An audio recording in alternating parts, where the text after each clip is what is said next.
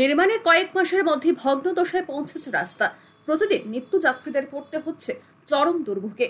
ঘটনা দক্ষিণ চরিলাম পঞ্চায়েতের ছেচরি মাইল এলাকায়। স্থানীয় সূত্রে জানা যায়, প্রায় 6 থেকে 7 মাস আগে বিশ্রামগঞ্জ পূর্ত দপ্তরের উদ্যোগে এই রাস্তা নির্মাণ কাজ সম্পন্ন হয়েছিল, কিন্তু কাজ শেষ হওয়ার মাত্র 1-2 মাস পর থেকে রাস্তায় পাথর খসে পড়া শুরু হয়। ধীরে ধীরে পরিস্থিতি এতটাই খারাপের দিকে গড়ায় যে বর্তমানে মাত্র 8 মাসের মধ্যে পুরো রাস্তাটি চলাচলের অযোগ্য হয়ে পড়েছে।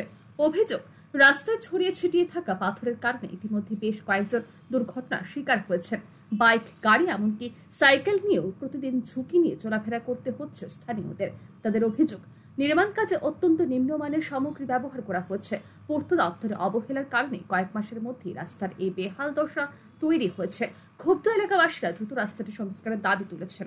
তাদের সতর্কবার্তা, প্রশাসন যদি দ্রুত ব্যবস্থা না নেয় তবে বৃহত্তর আন্দোলন নামতে বাধ্য হবেন তারা। তারা রাস্তাটা করছে, বেশি দিন হয়েছে না, রাস্তাটা পুরা 2 নাম্বার করে গেছে। তারা একবার তো শুধু বালু হালাই গেছে গা, দ্বিতীয়বার যাও করছে একদম মানে 2 নাম্বার ভাবে দিয়ে গেছে। ওখানেই তো সব উঠতে যাইতেছে গা, একদম এই দেখেন না, সব এই সব উঠতে গেছে গা। এই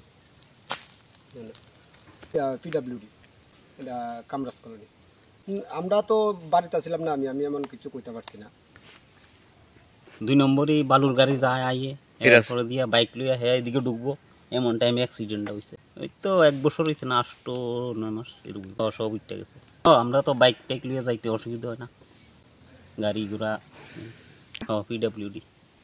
আমরা তো এই সময় তো কাজ করা যায়, সময় আমরা আসলাম অন্যদিকে কাজে কর্মে ব্যস্ত। এরপর না কিছুদিন যাইতে দেখছি ডিবিটটা যাইতে আছে, সেদিকেও আরও বেশি। এটা এমনি ইয়েই ধরে, কামরাজই ধরে পঞ্চায়েত। এটা আমরা তো এইটার পঞ্চায়েত হইল দক্ষিণ চরিলাম, আর এদিকেরটা হইব ছেচরি মাইল। রিপোর্ট আর নিউজ।